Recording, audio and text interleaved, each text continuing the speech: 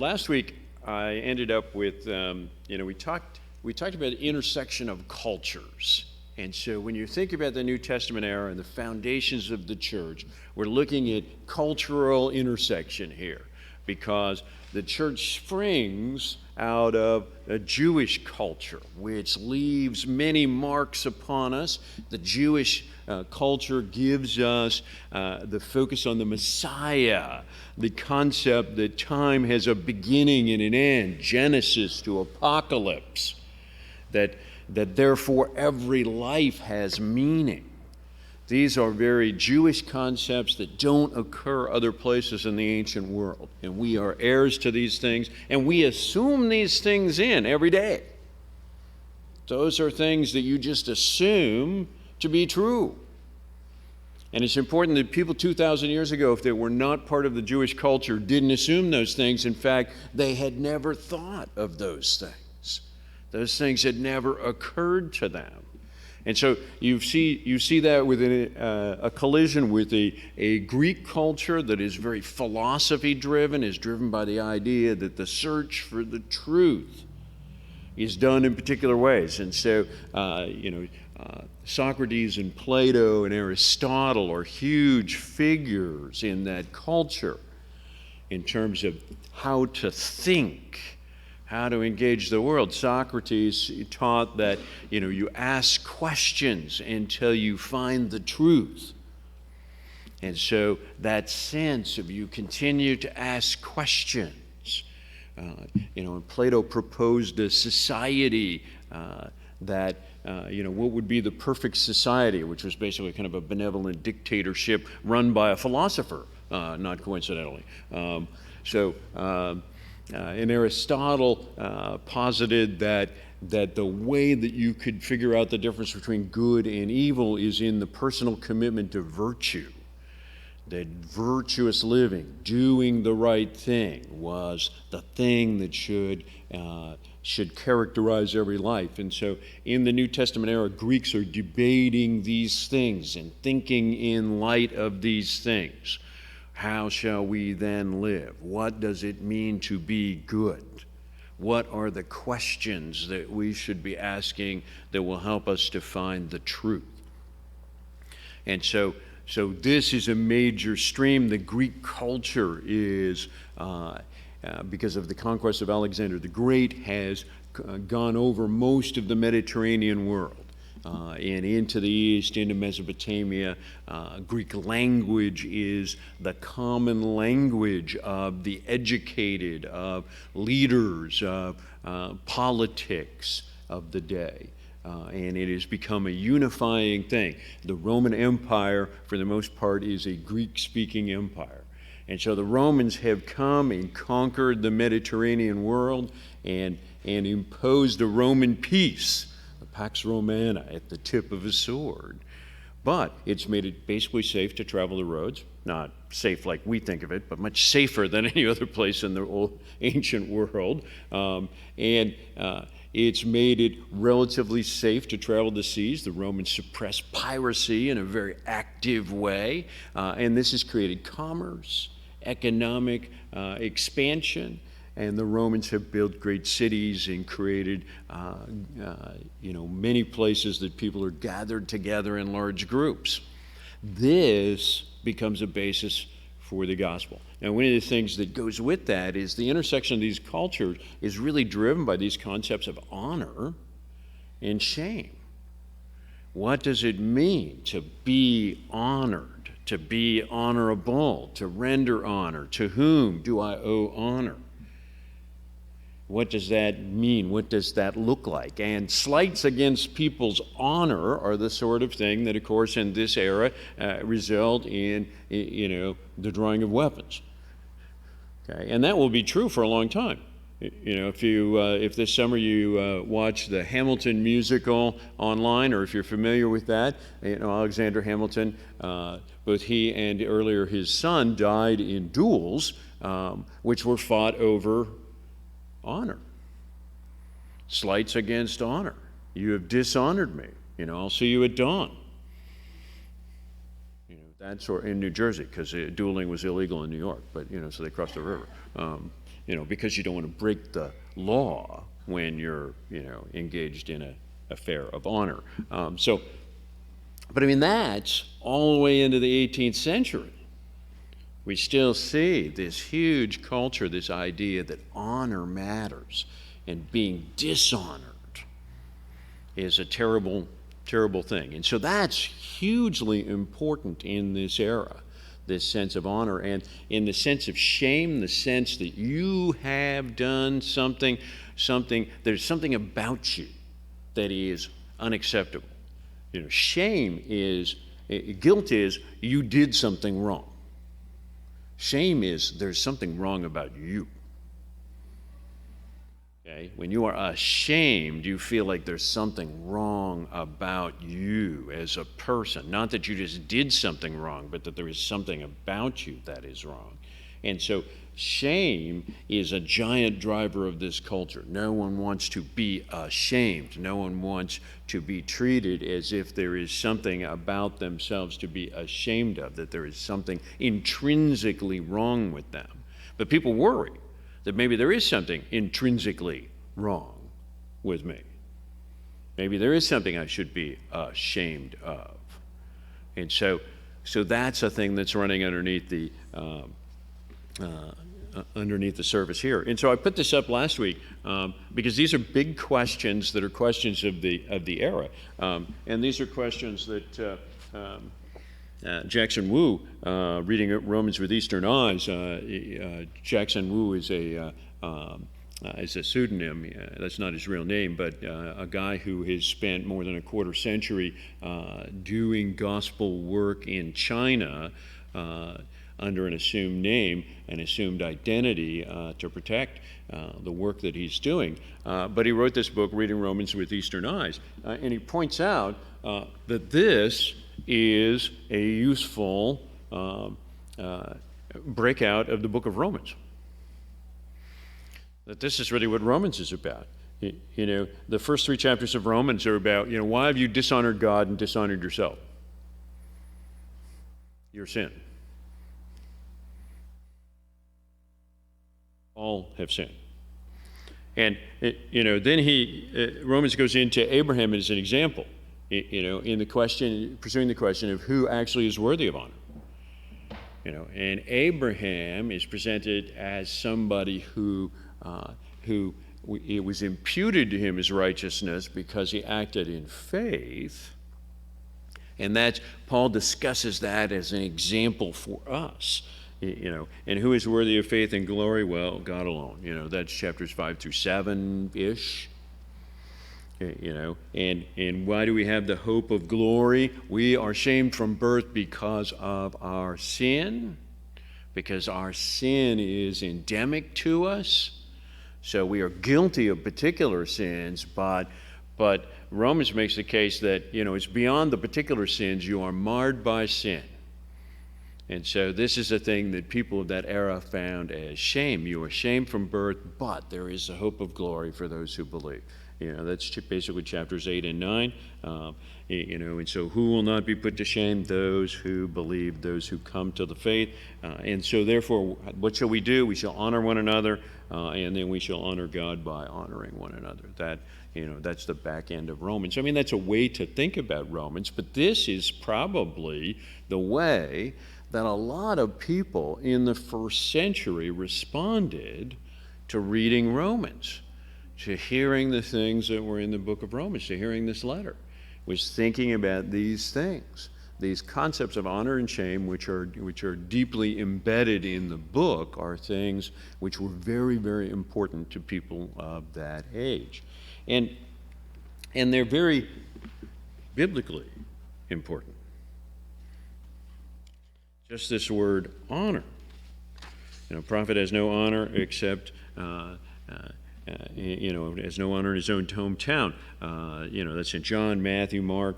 Honor your father and mother. Exodus, Matthew, Ephesians. Crown him with glory and honor. That's from the Psalms. Some leaders who preach the word, teach the word, are worthy of double honor. And Peter says, honor the emperor, of course, who later had him executed. and who was Nero, not when Peter wrote that probably, but fairly shortly thereafter. In Romans 12, honor one another above yourselves. To him be glory and honor forever and ever. That one's out of 1 Timothy, but it happens again and again through the New Testament. Hebrews, marriage should be honored by all. John 12, my Father will honor the one who serves me. John 5, that all may honor the Son, just as they honor the Father. Whoever does not honor the Son does not honor the Father who sent him. 1 Thessalonians, you should learn to control your own body in a way that is holy and honorable. Revelation 5, worthy is the Lamb who was slain to receive power and wealth and wisdom and strength and honor and glory and praise. 1 Corinthians 6, you were bought with a price, therefore honor God with your bodies. Matthew 15, these people honor me with their lips, but their hearts are far from me. That's a quote from Isaiah 29. John 12, my Father will honor, I already said that one. 1 Samuel, those who honor me I will honor, but those who despise me will be disdained. Proverbs 3, honor the Lord with your wealth, with the first fruits of all your crops. This is a huge theme, throughout the Scripture.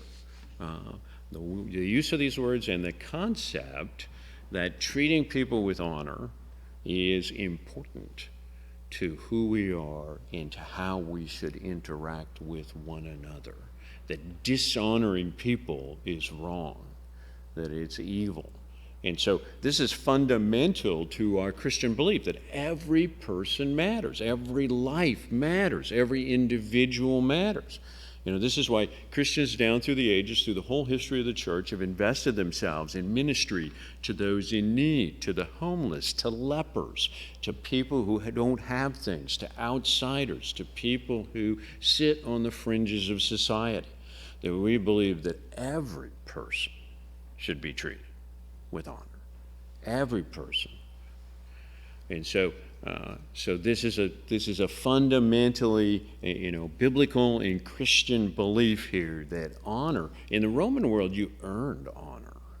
The Romans were very concerned about gaining honor. You got honor for being born into the right family, or for having the right amount of money, or for military success, or for marrying the right person. And Romans were very concerned within their culture and their society about this idea of what are you doing that gains you honor, so that you will be treated with honor. And this is why, so much of what Paul does as a Roman citizen is basically countercultural. He's beaten, he's flogged. All these things dishonor him. And these are things that most Romans would take as, catastrophes in their lives. And Paul just says it's part of serving the Lord. It's just part and parcel of the calling that I have, that I will be treated with dishonor, I will be beaten, I will be mocked, and I'm good with that. Now, there's not many people in the first century that would be treated that way and would take it that way. That's not the way that people thought. Paul is very countercultural in the way that he responds to that. So Christians are countercultural from the beginning, in the sense of this thing of honor. The Roman concept is that you earn honor, and people that are higher up the food chain have honor. They're worthy of honor, and people that are lower are not. Slaves are not worthy of almost any honor. They've been enslaved. They lost that. They have nothing. But in the church, every person, free and slave, Greek, Jewish, no matter who they were, was worthy of honor. And women were worthy of honor in the early church. In the ancient world, you almost never see that.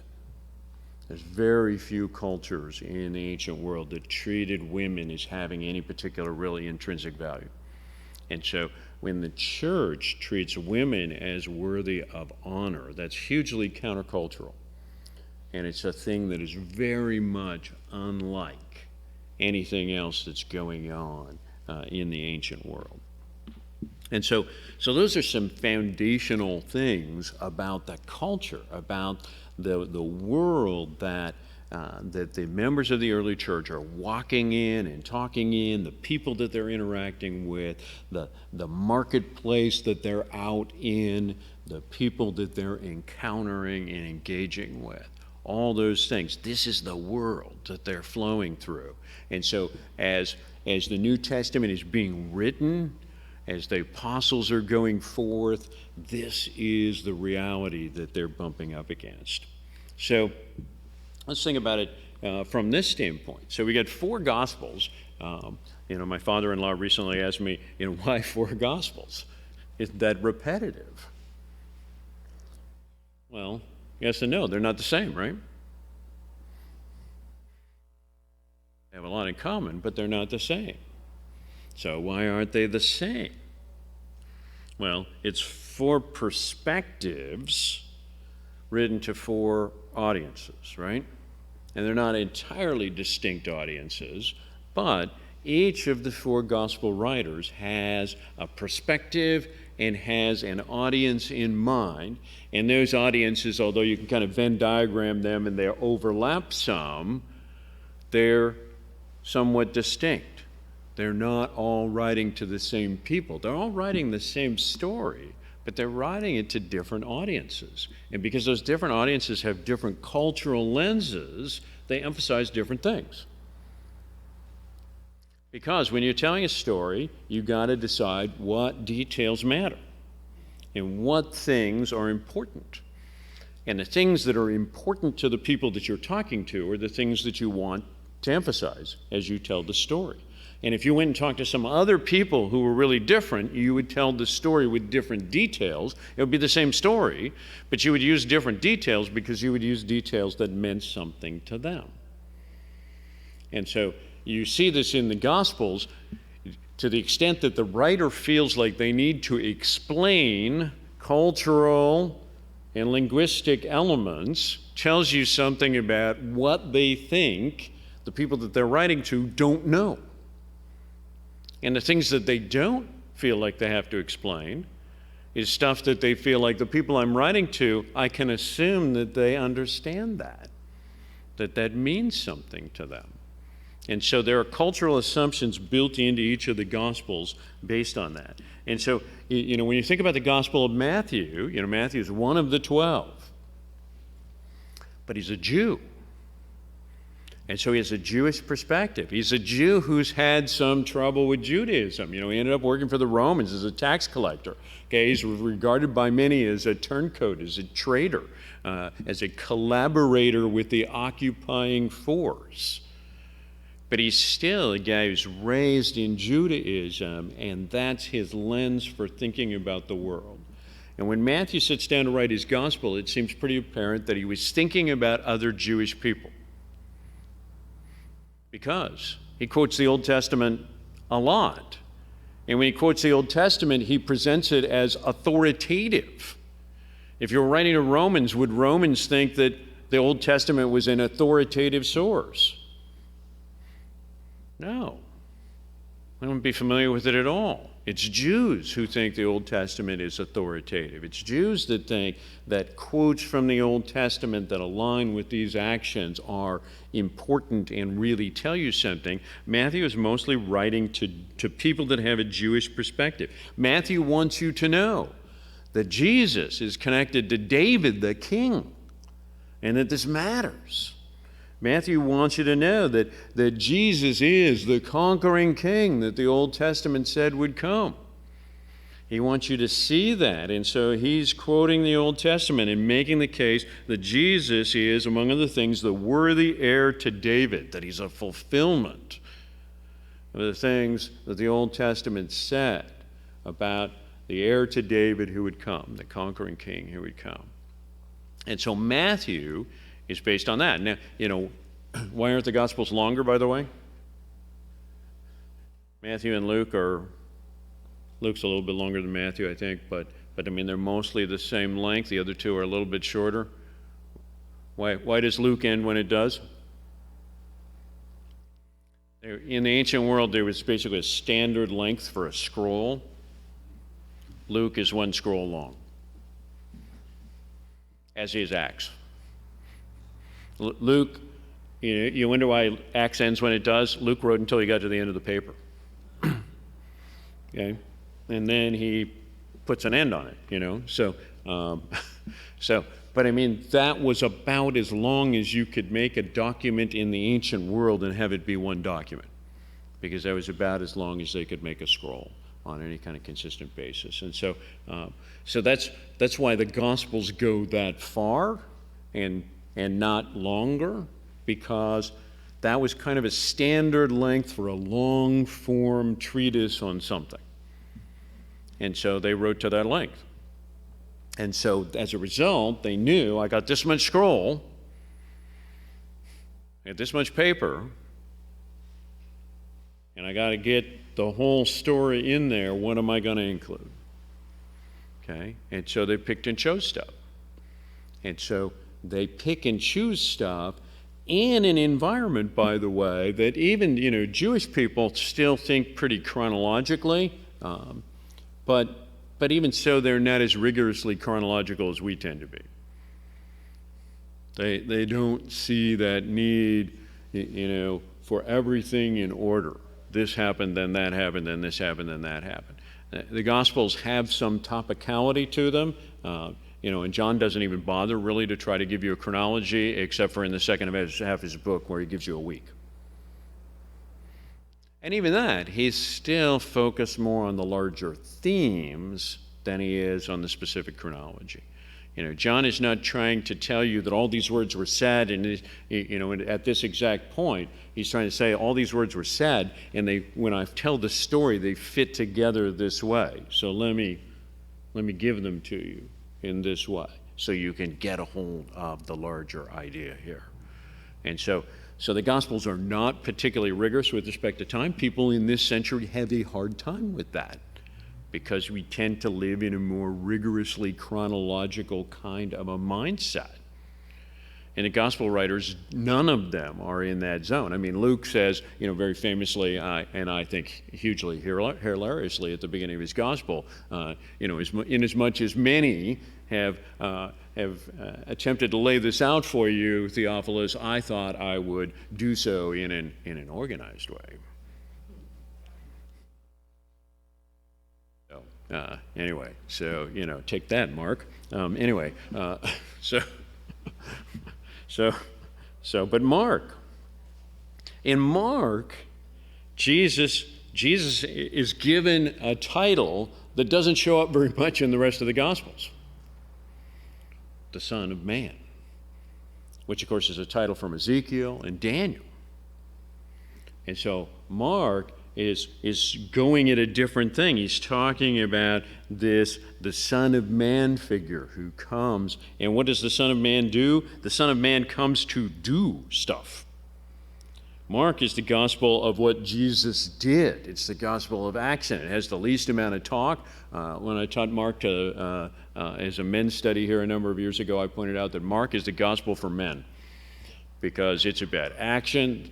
So mostly action, very little talk. There's no chit-chat in Mark. There's just doing, okay? And, the thing I love about Mark is Mark should have sound effects, because, there should be a whole lot of bam, boom kind of stuff in Mark. When you read Mark, it's all about action. And, of course, what is the word that is in Mark's gospel again and again and again and again that doesn't really show up in the other gospel writers' talk? Immediately. In Mark, the word immediately keeps happening. Boom, boom, boom, okay? All the way through the Gospel of Mark, as you're reading the Gospel of Mark, and immediately this happened. Immediately that happened. I mean, Mark is about action. He's about now. He writes like a young man. I mean, he's writing as an older man, but he's still flashing back to being a young man. He writes in a hurry, okay? How much stuff in there, Mark, is there about, the Jesus' birth and the prophecy and, where did John the Baptist come from and, the Christmas nativity story? No, none of that. Mark doesn't have time for that. The gospel of Jesus Christ. John appeared, preaching in the wilderness. Repent, for the kingdom of God is at hand. I mean, we're 3 verses in, boom. Mark has 0 warm-up, just boom, straight, action, go, boom, boom, boom. If you're a Roman and you want to know what's the deal with Jesus, Mark is a great gospel to read because it's about what did Jesus do? What did he come to do? Romans respect doing. And Mark is all about doing. And Mark, you read it through, and Mark spends the first, 6-8 chapters at least just giving you a whole list of these are the things that Jesus did, and these are why they show who he is. Jesus has power over illness. Jesus has power over demons. Jesus has power over the natural world. Jesus has power over a legion of demons. And then Jesus casts out a demon without getting up from his chair, even though the demon is like 6 miles away. Just to show that, I don't even have to be there. Okay? And so, Mark is Jesus does stuff, and the stuff he does is symbolizing and showing who he is, that he has power, that he has power over the natural world, he has power in the spiritual world, that he is King of Kings and Lord of Lords, that none may stand before him. So that's Mark, which is a gospel that speaks to Romans in a way that, Matthew's gospel speaks to Jews in a lot of ways. Luke, of course, is a Gentile. Luke is not Jewish. Luke doesn't know the Jewish story that much. Luke comes to the Jewish story as an outsider who's very curious, as a historian. Luke's one of the great historians of the ancient world in an era when history was barely invented. Herodotus has written some history, and Thucydides has written some history, but history was not yet a common form of writing 2 millennia ago. And Luke comes into that, and he's a guy that asks questions. What happened? Why was that? What does it mean? Why is it important? And it's pretty apparent that Paul, Luke is traveling with Paul and asking him all these questions, and Paul is arrested in Jerusalem and ends up 2 years imprisoned at Caesarea. And after he's been there for a couple of months, it becomes apparent that nothing is going to happen for a while.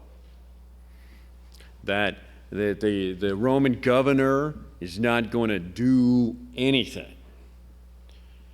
It's just going to let him sit. And so Luke has a significant amount of time on his hands. And this is almost certainly when Luke decided, I'm going to write this story down. And Luke probably, knowing that Paul was going nowhere and nothing was going to happen there during that period of time, went to Jerusalem, went to Galilee, went and talked to people, met Mary probably, went and met some of the 12. Asked them, what'd you see? What happened? What did it look like? Visited some of the places. Luke gives some useful descriptions of places that are specific enough that either he must have seen it or he must have talked to somebody who had. One of the great things about the Gospels is the Gospels have a lot of specific detail that is checkable. That is, we can go check it against the archaeology. And in every place where we can check the archaeology against what the New Testament says, the New Testament is correct about what did things look like and where were things and what was the relationship between things. The physical relationships and the physical descriptions are accurate right down the line. Luke is a good chronicler who's gone and done some homework. And so it seems like Luke spent Paul's imprisonment when he's cooling his heels in Caesarea for most of 2 years, going out and doing the research and writing his gospel. And that then they make the trip to Rome, And Paul spends 2 years under house arrest there, and Luke probably writes Acts during that time. And that's probably why Acts ends where it does, is Luke gets to the end of the scroll, and Paul's still under house arrest, and so he goes ahead and sends it. Figuring that, I don't know, maybe he figured there'd be a third volume eventually, so, which he didn't get around to doing. But Luke is a Gentile, and he's mostly writing to Gentiles. Luke feels the need to explain a lot of stuff, to explain a lot of traditional stuff, to explain a lot of linguistic stuff, to explain that the Jews do this or they do that. And so you get a lot of parenthetical, oh, by the way. There's a lot of things that he feels like, I've got to explain this about the culture in a way that Matthew does not. Matthew assumes that you're probably Jewish and you know. Matthew doesn't feel the need to explain much about who the Pharisees are or what the controversies are with that or what it means to be a zealot or any of that sort of stuff. Matthew's like, yeah, you know that. I don't need to tell you that. Luke assumes that maybe you've never been to Jerusalem and you don't get why the Passover is a big deal. So let me point out to you that, thousands of people come and the city is filled with people from all over the empire. So he's explaining Jewish customs potentially to Greek people. I mean, there's a teaching element to what Luke is doing. And Luke, of course, is really interested in the stories that Jesus told, and more parables in Luke than any of the other Gospels. He's interested in the teaching. And of course, the teaching, the parables, in the ancient world, who are the people that these stories that are about deeper truths that needs to be kind of debated and wrestled with? The parable of the sower. What is it really about? What does it really mean? Well, Luke's probably writing to mostly Greek people. And people that are steeped in philosophy, the parables is a powerful tool. Parables are a great tool, throughout the ancient world, but maybe particularly useful when talking to people that are steeped in the Greek culture. And John, of course, writes a theological story with a focus on the Passion.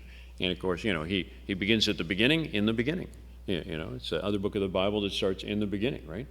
In the beginning was the Word. Word was with God, and the Word was God. So he gives you a theological background. The Word became flesh and dwelt among us, full of grace and truth, that nobody else does. And he is mostly focused on a bit larger theological ideas about Jesus come to be the sacrifice. And so half of John's Gospel is the Passion Week. He skips past all kinds of stuff to get to that, and then spends a lot of time on that. And and John's Gospel really is about love lived out, right? So 4 different Gospels, 4 different approaches, 4 different kinds of writing to some extent, but connecting to the culture. Thinking about these multiple strands of this culture and thinking about how do you speak to all these different people. And one of the things that's really important to keep in mind is that the gospel writers, Matthew's one of the 12. John is one of the 12. They're writing within their own lifetimes about events that happened when they were younger men. Okay? So they are... while they are writing this, there are people around who were also young people at the time who were witnesses. You're writing while there's still people around to say, yeah, I was there. I saw that. And so if you don't get it right, there's going to be people around to say, hey, that's wrong. I was there. I saw that. That's not true. It didn't happen that way. So they're writing within a lifetime, and they're being specific about places and people and characteristics. So these are pretty easy to rebut if they're not right, because there's living people who are witnesses at the time that these first are distributed. So, Luke is writing within the lifetime of the people involved.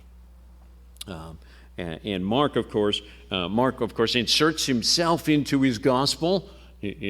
as the teenage guy who lives at the house where his mom hosts the disciples a bunch, and Jesus stops by from time to time, and he's the young guy who, in hearing people in the house saying that Jesus has been arrested at Gethsemane, jumps out of bed, wraps himself in a sheet, and runs off to go see what's going on, runs down to Gethsemane. When he gets there, somebody says, "Who are you?" and grabs hold of the sheet, and Mark flees home naked.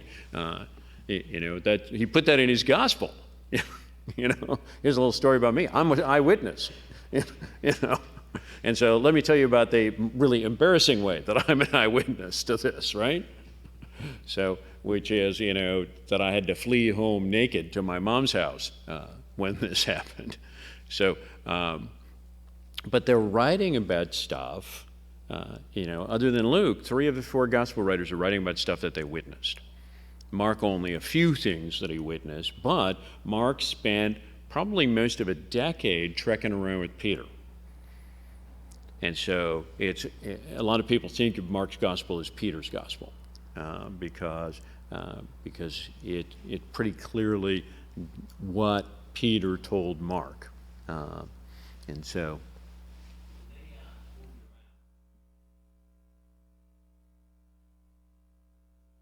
Well, so in the Roman Empire, there was a fair amount of freedom of movement. You didn't need permission to move from one city to another. Not many people were citizens.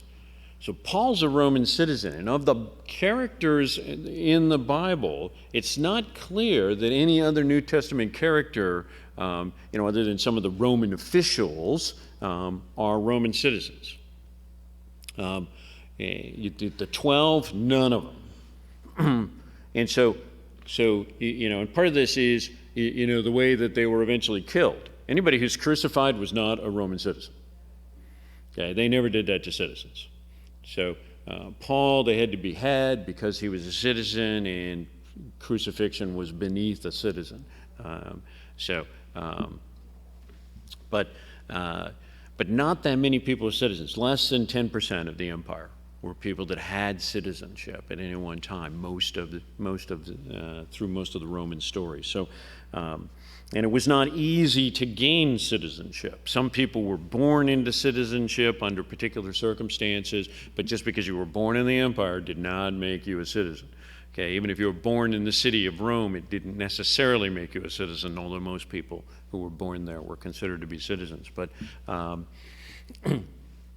But so citizenship was granted to people. It was a reward to people who had performed well in the military, or people who had served the Roman government in some way or something. And of course, we have the story in Acts where Paul is arrested and they're going to beat him, and he says, "Hey, is it legal for you to beat a Roman citizen who hasn't even been before a trial?" And they're like,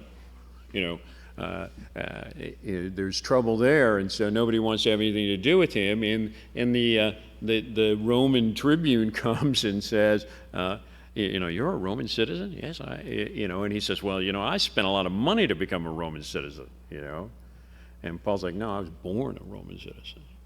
And so, as a Roman citizen, he has the right to appeal to Caesar.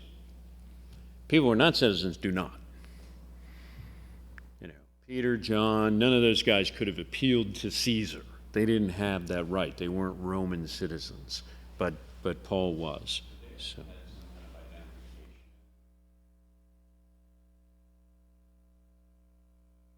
It was mostly on your word and on the idea that, I'm from Tarsus. If you send a note to Tarsus and say, "Is there a guy named Saul who grew up in this family who's Jewish?" they're going to write back to you and say, "Yeah, that guy." And that guy, and he's about this tall, and has a big nose, that sort of stuff. In the ancient world, by the way, Roman records about people are fairly specific about personal characteristics, but they're mostly specific about scars, because apparently most everybody who wasn't super wealthy had some kind of visible scars. because of trouble, accidents, fights, being attacked, something. There's an ancient Roman thing that has a description of dozens of people that has survived, and every single one of them, the description includes a visible scar, at least one. So I mean, it was an era, when bad stuff happened and people ended up bleeding, and that was just part of what happened. But think about the Gospels. A lot of focus on prayer. Jesus takes time to pray. Prayer is a focus in the Gospels. A lot of focus on preaching. A lot of focus on the preaching of the Word. A lot of focus on dramatic action. Even more so in Mark. But dramatic action, healing, doing things. The things that Jesus does. Jesus does dramatic things. Why does he do dramatic things? Well, after some time, he starts doing dramatic things off in the corner where hardly anyone will see. In all the Gospels, later healings, he tries to take somebody aside and do it privately. Because the dramatic things that he does are signs of who he is and his power, but they're not entertainment. They're not for the sake of the drama. And parables. Storytelling, hugely powerful way of teaching in the ancient world. Let me tell you a story. And storytelling is still a powerful way of teaching. We still use storytelling in a lot of different ways. And, lots of stories as sermon illustrations today still. It's why movies are an important cultural touchstone for us, because there's stories. And stories stick with you. Stories are a powerful way. You teach kids stories, but we teach adult stories too, because stories stay with you.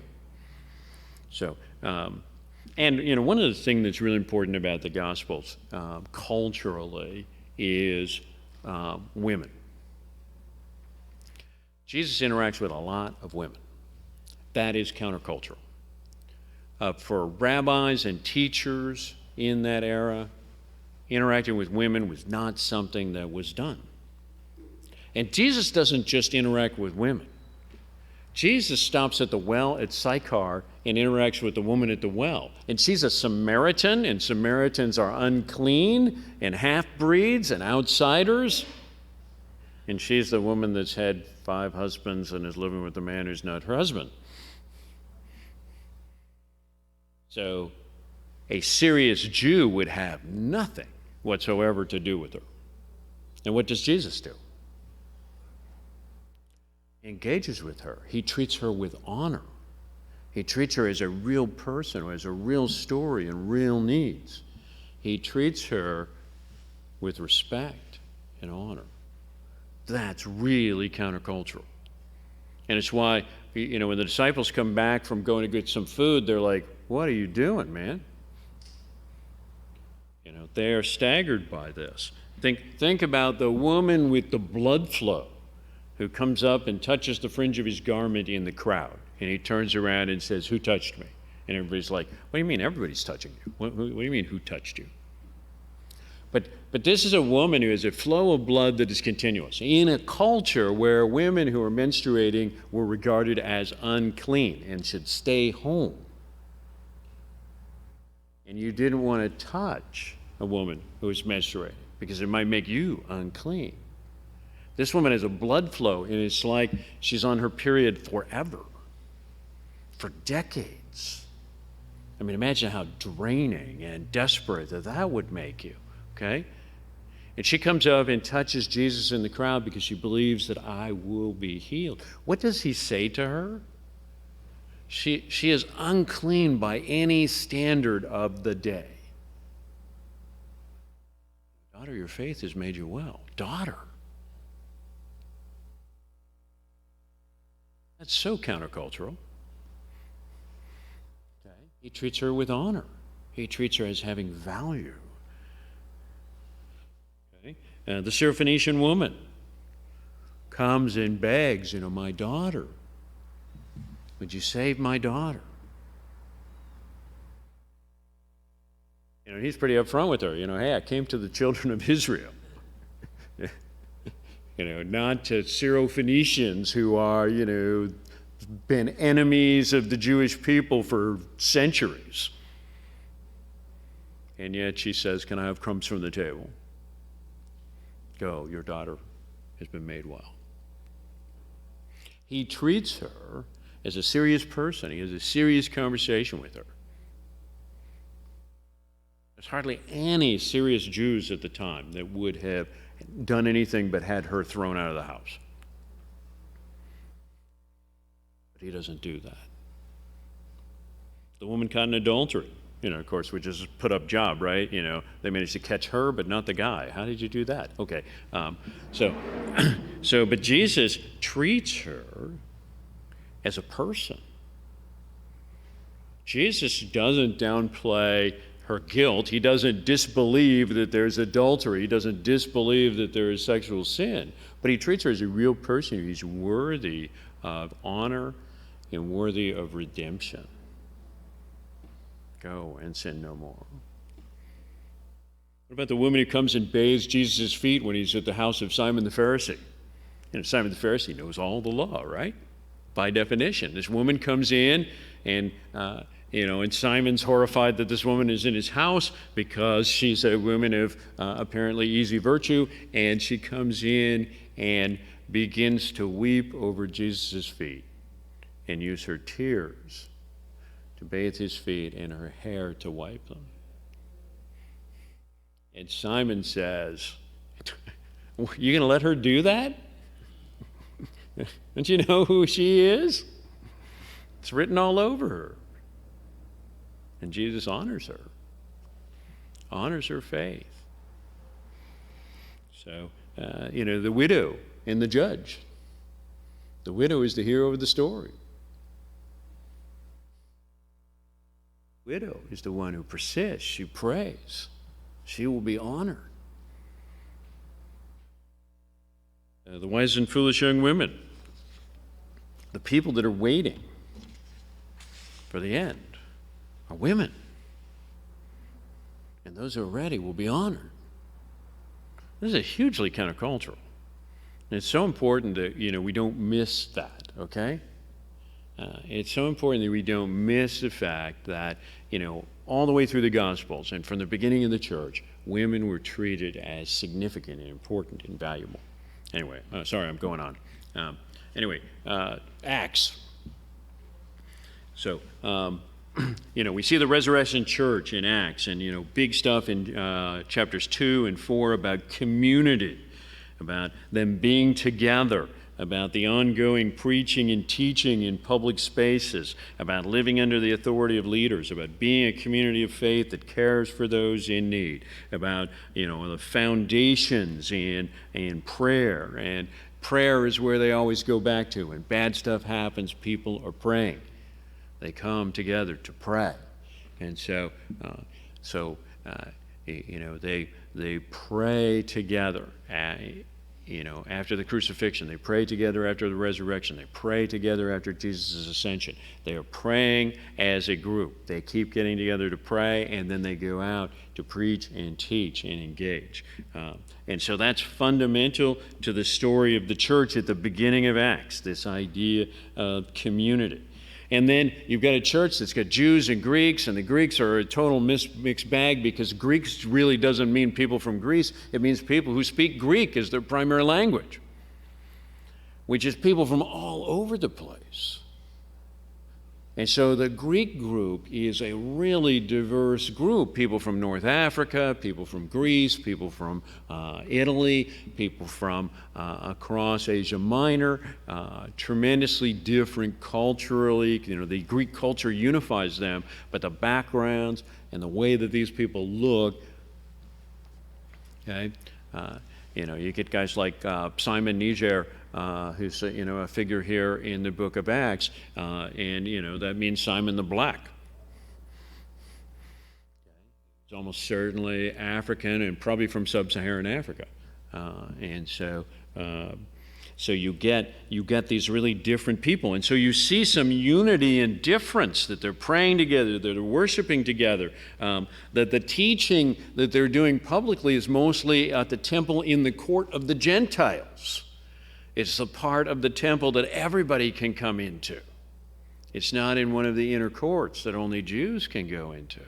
They use the outer court of the temple that is the court of the Gentiles, so that it can be everyone. And so there is this unity in difference at the beginning, and there is also disunity in difference. By chapter 6, you've got headbutting about the sense that there is different treatment, that we're not caring for the Hellenistic Jews as well as we are to the Hebraic Jews, that there's a fault line in the church from the very beginning by two groups that are different in language and different in culture. And this probably is because, service and mercy and provision are running along relational lines. Who do you know? Who's in your family? Who's your extended family? Who have you connected with? Which we still tend to do in the church today, right? You connect with and serve and deal with the people that you have relational connection to. And in this church, as in that church, people who are outside the web of relationship can get forgotten. And so it's important that we reach out, that we connect, that we engage. But in Acts chapter 6, the first great disunity in the very young church is about the fact that some feel excluded, which is probably because they're outside the web of the social network. And so they appoint people as deacons, and these deacons pretty much all have Greek names. And so they are people from the community that feels neglected. They find young men from that community and draw them into roles to serve, to make a difference.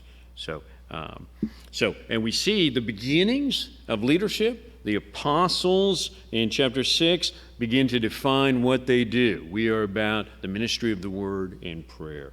In chapter 1, the apostles feel the need to call somebody to fill the slot of Judas Iscariot, that there would be 12 of us.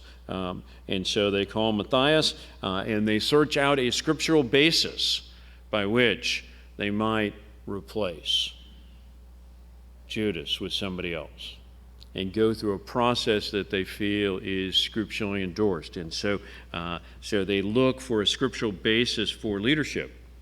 When they call deacons in chapter 6, they don't look for a scriptural basis. They say, we have a need for a role that we have not had before.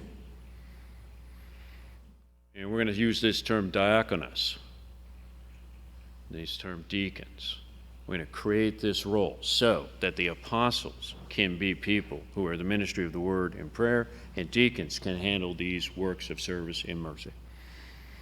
And so we see the first breakout there, creating structure to support ministry. So deacons are about structure that supports the ministry, but the apostles are about the fundamentals of the ministry itself.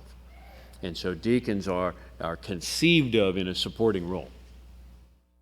Well, so we still consider deacons to be a job that's within the canon, right? Because subsequent to that, we see the appointment of deacons as a standard, and we see, Paul writes a letter to the elders and deacons.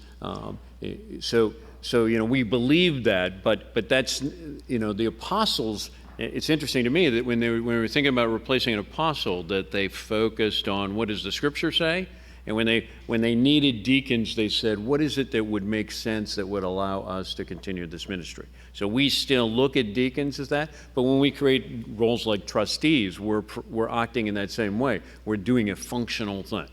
We're creating a functional role, But the primary roles in the church need to be those that are about the work of the service of the word and prayer. That's the core. Those were the things that the apostles were focused on. And right in the first few chapters here, and this is beyond Acts chapter 7, you get the issue the conversion of Saul, the greatest early opponent of the church, is converted to the faith. And, we see that some down through the ages, that it's the people who are most fired up to tear down the church who eventually become converted, because those are the people that actually care and they're really looking into stuff. This is the genesis of the book, Who Moved the Stone, which is a great look at the resurrection, and the truth of it is by a guy who set out to disprove the resurrection. Josh McDowell, wrote More Than a Carpenter and Evidence That Demands a Verdict, because he set out to disprove the Christian faith. The Case for Christ, Lee Strobel, he set out to disprove this thing. And so, just in the last 50 years, we've seen, a whole series of guys that set out to disprove this that end up writing something because they become converted. But you see the beginnings of church order here, the differentiation of roles, the idea that there are different roles within the church, and that is the basis of church order, is how do we live out these roles. And then, the beginnings of the first martyrs, the beginnings of real trouble. You see persecution all the way back at the beginning of Acts chapter 4. So I'll poke at that as we get a little further on here. But in the first part of Acts, the term elder isn't used, right? Elder is a term that goes back to the Old Testament. Moses dealt with the elders of the people of Israel, the elders of the tribes. So the elders is a thing that goes back to the tribal structure originally. And as we get further into Acts, we'll talk about, what's the point of elders and how is that different than apostles. So, but the first martyrs, Stephen, chapter 6 and 7, okay, becomes a martyr by religious authority. He's perceived as a religious threat. He's killed by the religious authority for destabilizing the status quo and challenging the authority of the priests and the scribes, challenging the existing religious order. And it's important to keep in mind that Stephen is killed by a mob, vigilantism. Okay? There's no trial, there's no legal basis for what they do. The Jewish leadership that gets Stephen stoned to death has no authority to pass the death penalty. Has no authority to have somebody killed. It's not an execution, it's murder. Okay? So, and then in chapter 12, later on, we see James, the son of thunder, is put to death by Herod Antipas, as a political threat. Antipas doesn't care about the whole religious thing. He's not interested in that. He's interested in currying favor with the people that are underneath him. He's interested in maintaining his position. He's interested in making sure that the Romans think he's doing a good job of maintaining stability. And so he's executed, more or less. I mean, there's hardly any trial there, but at least it's under a government authority. But because he's regarded as being destabilizing to the political order. And so we see that right from the beginning, the church bumps up against both religious persecution, religious pushback, and political. And so those two martyrdoms are for two different reasons by two different places, and kind of define that for us. So anyway, so we'll look at the rest of Acts next time and talk about some apostles and where does that go.